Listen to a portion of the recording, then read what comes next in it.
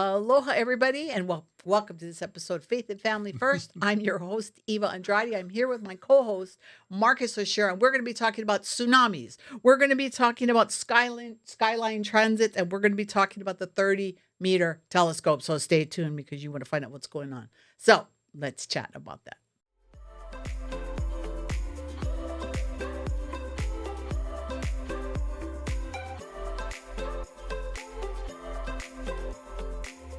Marcus. Yes, Eva. What you been doing the last 400 days since we were here last? 400 days? Is that long? It seems so long.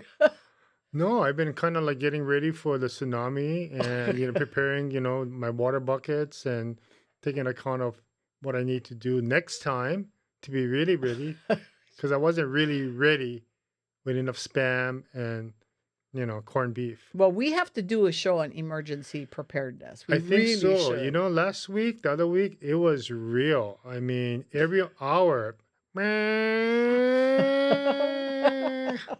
I was in Nashville, as you know, and many of our listeners and viewers know. Yeah. And so I was gone for the last 2 weeks. And I apologize to our viewers and listeners who were looking forward to a show last week. And we didn't do one because between my stupid internet connection, because you and I were going to try to do one. Oh, that's right. And we couldn't do it because I was in Nashville enjoying the food and the music.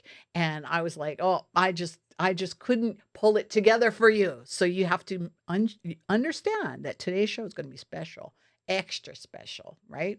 It's always special with you. You're so awesome. Okay, so this was July 29th. I'm in Nashville. Yeah. And Nashville is 5 hours, I believe, ahead of Hawaii.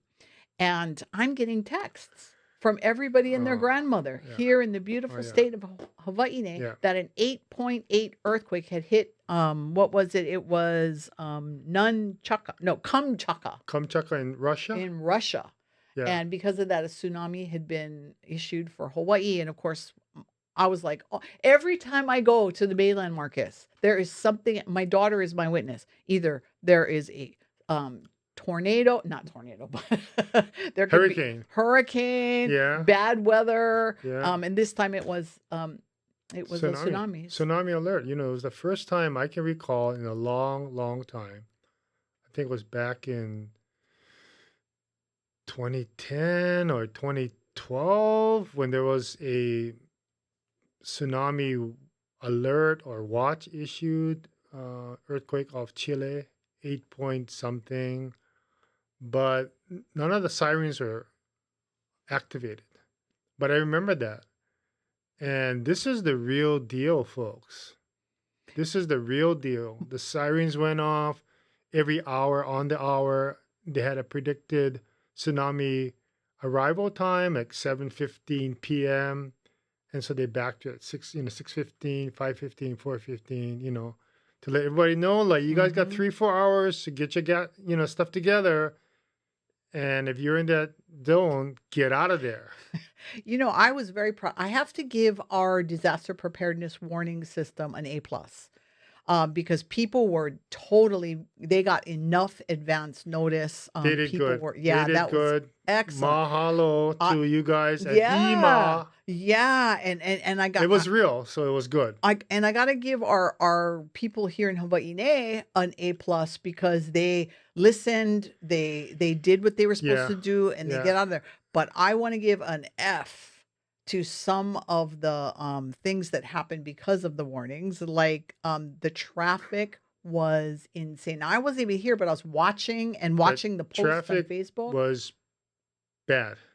So if a like tsunami would have come, bad. Yeah. If it was a tsunami, it's like, okay, when do you go and leave your car and head for the hills? Oh, that could have to be something. No, that's going to be like one of those movie scenes, from the movies, Yeah. The people running in the wind. Yeah. Right. Yeah. Right. Say bye-bye to your car. That's right. Like, no, just do go, not get out of there. Bring your purse and all that stuff. Leave it in the Turn car off the and car run. first. Save gas and then run,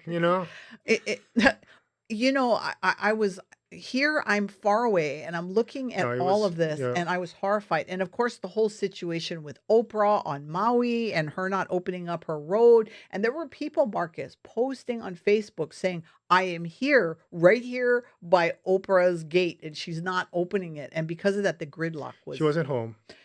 you Maybe she know, never have a cell phone. she was busy. I Did she don't have a know. smartwatch? I don't know. She has to account for that one day.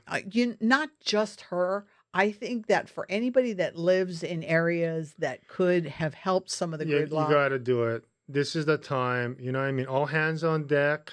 You know, everybody. can we give glory to God first of all that there wasn't a tsunami, even though people were prepared for it? I mean, Yeah, there yeah. was a tsunami, but it wasn't Well, what yeah. No, they I thought. think the water coming up in Hilo Bay, and Yeah. I think the Yep. Haleiwa situation, What was it like? even 5.7 yeah, feet or something? Honolulu. Yeah. I think Yeah. that was okay because it demonstrated the reality of a tsunami wave coming from so far away, touching us and affecting us. Yep. Yep. So Yep. Yep. it brought reality like, hey, you can get your, alcohol flooded in Hilo. You know what I mean? All those rooms getting flooded out. And that was a small tsunami surge, right? Yep. Same thing at Haleiwa Yep. Harbor, right? Goes into the parking lot, but it means something, right? I'm so proud too of our churches. They were already preparing. A lot of our pastors, especially like on the west side, we got to shout out Alan Cardenas and all his pastors.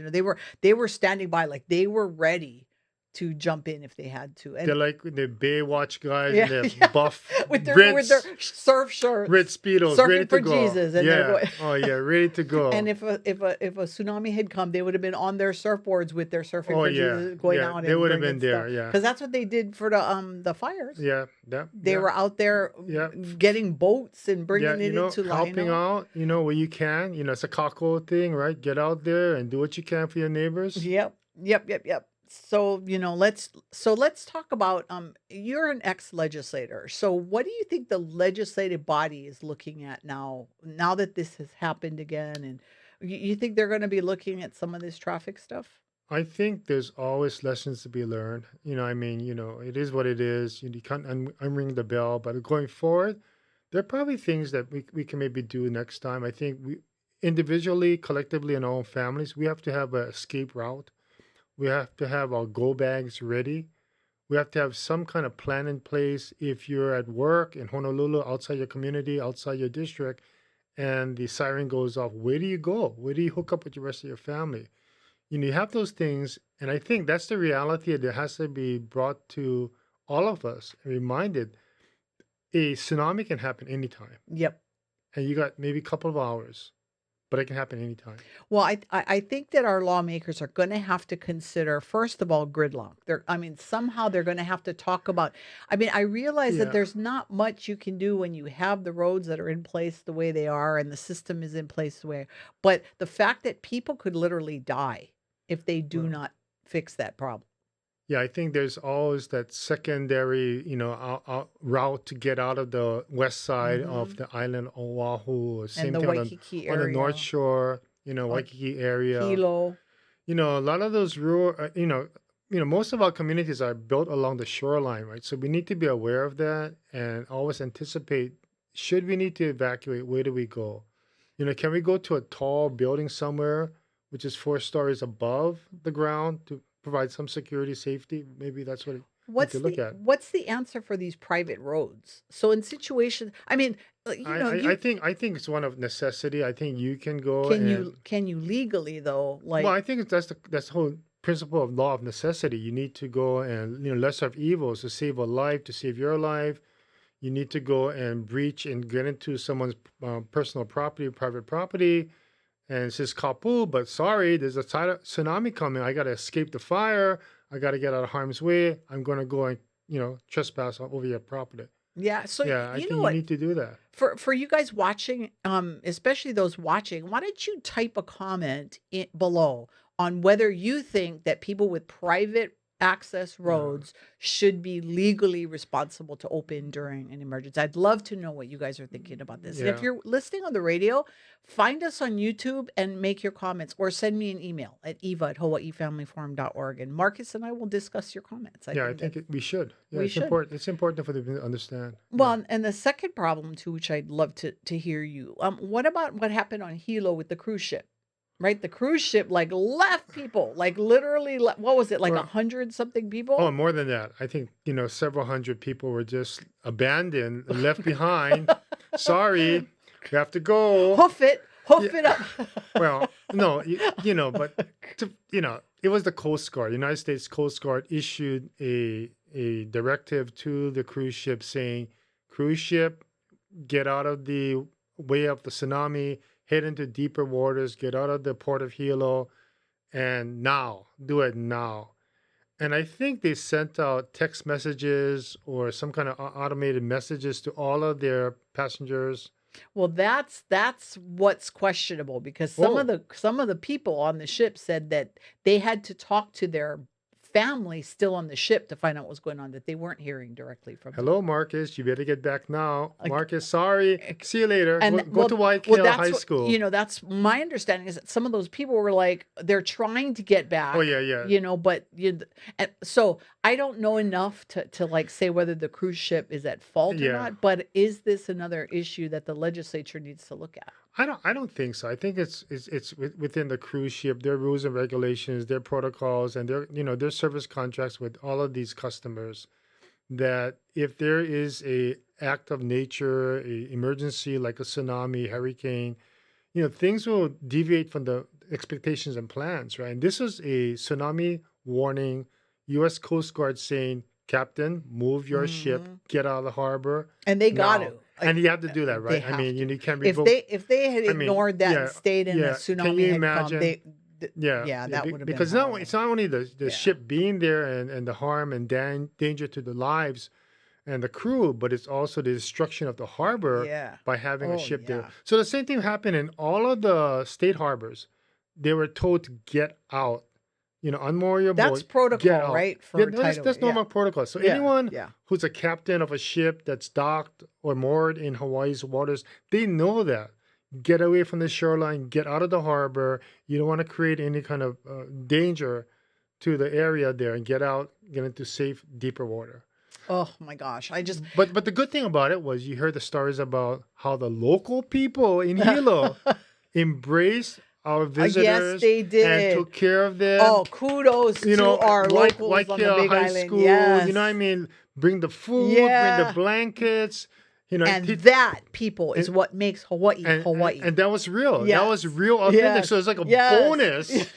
Like, I never knew that was part of the excursion. We got to spend time with real Hawaii local people, eat their food, talk to them. Real hospitality. It was real, genuine, it was authentic. So I think that was one of the blessings. It's a good thing I'm sorry. I'm going to get bad email about this, but I don't care. Good thing it wasn't New York, because you would have been on your own. All the New Yorkers would have left. Well, it would have been a different experience. All right. If you're from New York and you disagree, let me know. But hey, I'm just saying that here in Hawaii, this is how we roll. No, that is how we roll. I thought it was good. I thought that was something that they're never going to forget, of course. But it's also in a meaningful way of the authentic Hawaiian spirit of aloha. Yep. And taking care of each other. So proud of you guys. That was good. That was really good. This is why I will never leave Hawaii. That was good. Hilo Town shines. 5 stars. Boom, boom, boom, boom, boom. 5. You guys get the golden coconut. We got to have a golden coconut award just for Hawaii's people. Okay, so let's move on. Let's talk about, although this wasn't really specific to July, it's an issue that people are kind of talking about, and it talks about the whole infrastructure. And I know you're on top of all the infrastructure stuff, right? So the Skyline moving to phase 2, right? You mean the rail? Yeah, the rail, right? Yeah, they call it Skyline, rail, whatever. Yeah. I'm doing this for our mainland counterparts, in case they're listening, Because believe it or not, I Yeah. was looking at our little statistics for our little show, and we actually have some mainland viewers. So I love that. Even our small viewers include some mainland people. So thank you all for Thank listening. you. So we're talking about the phase 2, which would be Halava to Kahuika, right? Which is the airport area, Yes. right? Yeah. And now they're saying that that's supposed to open October 1st, Yes. 2025, Yep. and that's actually ahead of schedule. It Right? is? It is. They were They're ahead of schedule? yes, their expectations was that it was going to be later. So Great job, Laurie let's get Kaikina. it. Great Yep, good job. Hanabusa, Colleen.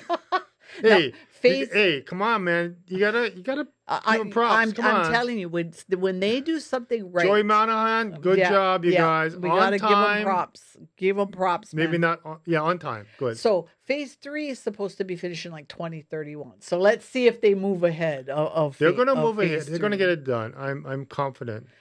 So, but there's still a lot of controversy, right? I mean, people are still mad at the money. They still are mad at the planning, and you and I talked about this. And you know what, Marcus? I got positive feedback and a few negative, but some positive feedback about our idea of, look, the rail is there. It's not going to go away. So how about we support it?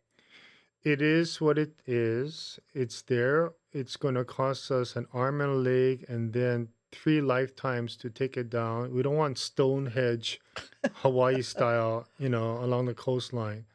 So it's there and it's going to serve its purpose. Believe me, when you get into this idea of TOD, transit-oriented development, housing, in industry, light industry, commercial, business, residential, recreational, built from these hubs along the rail route, people are going to see the beauty of it and the purpose of why we have rail. In most modern cities, this is what they're going through. And we want to talk about the global climate change and the reduction of carbon emissions and all those kind of stuff. This is part of the equation. This is one element of addressing that. Yep. And I want to make a recommendation to our government officials who are listening. And I know thousands of you watch this show, and it just is not showing up in the algorithms. You can tell I'm being very hopeful on this, right? But you mean 2 dozen? Yeah. Okay, 1 dozen. Many of them. Okay, baker's dozen. Okay. So I want to make a recommendation to you because a couple of my friends saw the show and they said, okay, let's do this. And they never rode the rail before. So they went and did it. But here's what they told me. And if this is true, government officials, you guys got to fix this. They were saying that there are no bathrooms in any of the stations. The stations. Yeah. I'm sorry, you guys got to fix that because women need bathrooms. Women need bathrooms. Well, everyone needs bathrooms. Well, men can go run behind the bush if they really. Well, there's not too much bush around all those concrete stairs. I don't see too many bushes there. Not too much tea leaf, and don't hibiscus. Go pee under the stairs, okay? Yeah, no, I don't hate do that. that. No, they got to work on the restroom situation. There might be some agent there, or maybe some electronic way of doing it, remotely, so that it can be securitized and safe and clean for people's use. But restrooms are important. Oh, huge. And I'm telling you, get a Starbucks kiosk at every one and then have little bathrooms over there, because if people are going to I need coffee. So when have you rode the rail already? I did. Right. Yeah. I keep saying I'm going to do it and I haven't done it yet because I want to call out people to do that prayer thing I talked about. Get the prayer groups on the rail. Okay. On TV, on this program right now, I'm going to take you.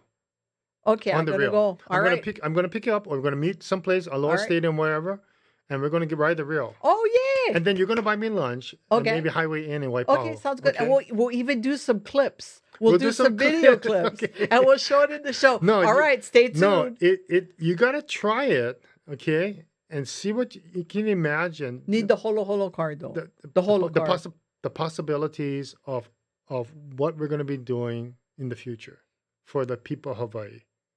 All right. So this is a shout out. We're going to do it. But if you guys want to join us, Send me an email, eve@hawaiifamilyforum.org, and we'll make it a fun time. And you're gonna buy us lunch. I'm not buying everybody lunch. I'll buy you lunch. Everybody else got to buy their own. Sorry, we're a very small nonprofit.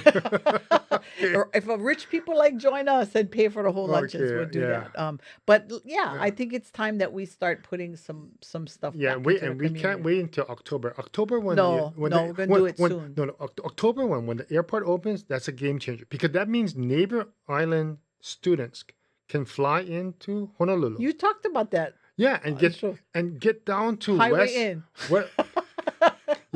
West Hawaii, West Oahu campus. Yeah. They can go to Leeward Community College.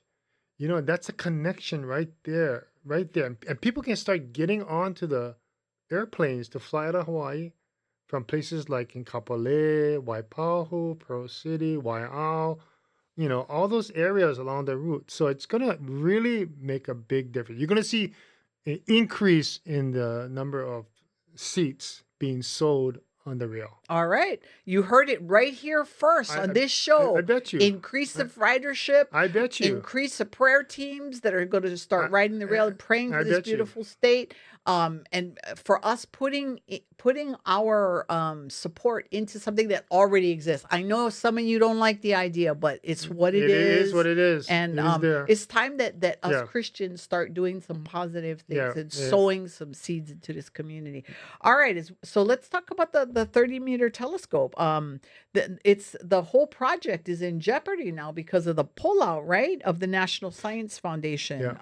Because they formally withdrew their support. Yes. So what do you think is going to happen with that? I think the nation of Chile is now going to be soliciting the 30-meter telescope to say, you guys wanted to put it in Hawaii on Hawaii Island, but given that the main federal agency, United States, is now pulling out of support, you guys might want to look elsewhere. Wow. It's big. Wow. And do you think that that's what's going to happen? It's hard to say. I mean, depends upon what our federal government wants to do and how far they want to go with this. But I think at this point in time, it's one of, do we do it now or do it later? And if you can't get the best, maybe second best, as far as the atmosphere, the conditions, and the permitting requirements, maybe Chile might be the place to go and erect the 30-meter telescope. Well, to me, it seems like I don't know that they've ever really come to grips with this fighting between the whole, astronomical community and the cultural community, right? I mean, they're still headbutting on this. Yeah, I think the legislative committee or the task force or that group that was set up on Hawaii Island, I think when Speaker Saiki was there to try and bring together different interests and all the different cultural elements with the science elements, I think they're still in place. So there might be an opportunity there, but at the end of the day, it's funding. And you need to have a designated, stable source of funding to bring in other nations, other places to contribute to building it out. Wow. I know that back when the Native Hawaiian community was rising in opposition, right, to this, we were supporting Hawaii Family Farm. We were supporting this idea of religious freedom. Right. So they had a right as a religious cultural community to raise their voice. And so many people, went up and I went up. Did you go? I went to talk to some of the people. I was very interested in, how they were translating their cultural religious beliefs into their activism and petition the government for redress and participation. And so I was very proud of it. And a lot of them are younger people. Mm-hmm. Never before really activated. So I thought this was really something, and they sacrificed a lot to be at that site up there. And then my wife, of course, wanted to also make sure she learned more about it too. Yeah, my brother is married to Native Hawaiian, and so he went, and he said he was really blown away by the hospitality. Now he's a local boy, raised here.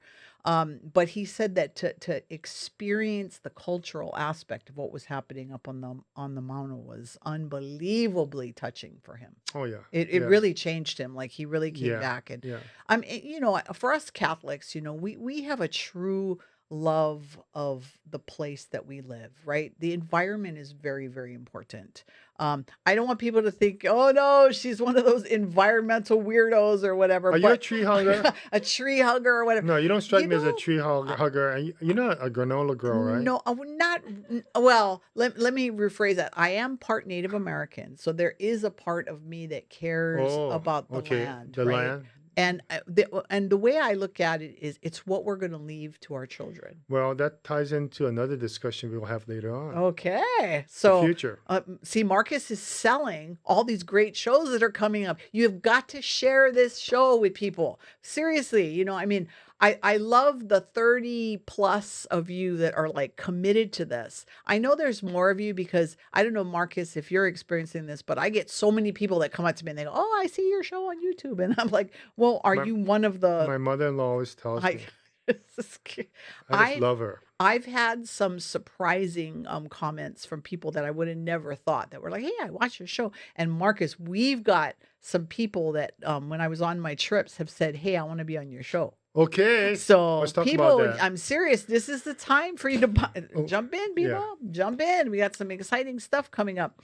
Okay, so we only talked about a few of the things that have happened over the last couple of weeks. Do you have any like call to action for people, or things that you think people should be thinking of as we're moving Well, I forward? think here we are in August right now. The budgets have been put to rest with the big, bad, beautiful bill, or big, big bill, big, The beautiful. big beautiful bill. Yeah, so that has come and gone, and we'll see what happens with that.